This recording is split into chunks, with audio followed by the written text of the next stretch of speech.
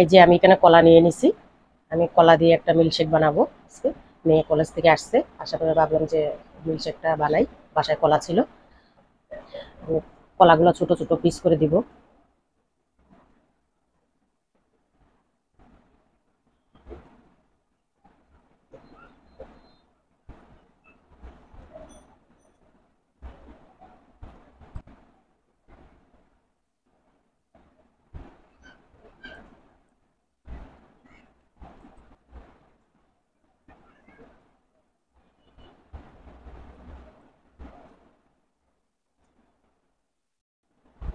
প্রথমে আমি অল্প একটু দুধ দিব, আমি অল্প করে দুধ দিয়ে দিলাম।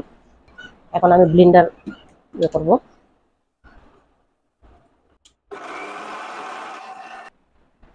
একটু দেখে নিব।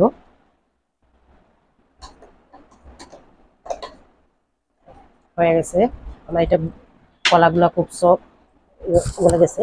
আমি বাকি দুধ টুক দিয়ে নিব। এই যে দিয়ে দিলাম আমি। কলাগুলো মিষ্টি ছিল, তারপর আমি অল্প বেশি না, আমি অল্প একটু মধু দিয়ে দিব। এই যে আমার ফ্রিজে রাখছিলাম তাই বসে গেছে।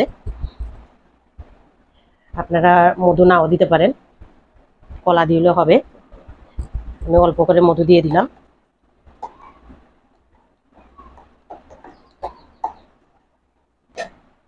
মধু আর দুধ দিয়ে আমি গুঁড়া দুধ এটার মধ্যে দিলাম না, আপনারা ইচ্ছা করলে একটু গুঁড়া দুধ দিতে পারেন। আমি কারণ দুধটা আমার জাল দিয়ে আমার এটা গাঢ় করা আছে, ওই জন্য আমি এক্সট্রা গুঁড়া দুধ দিলাম না।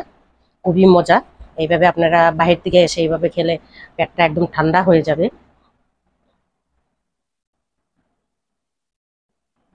আমার বানানো কমপ্লিট হয়ে গেছে। আপনারা আমার ইচ্ছা করলে আপনারা কি করতে পারেন, বরফও দিতে পারেন, বরফ দিয়েও দিতে পারেন। তা আমি এখন এটা বানানো কমপ্লিট হয়ে গেছে, আপনারা এইভাবে বানিয়ে খেতে পারেন, খুবই মজা।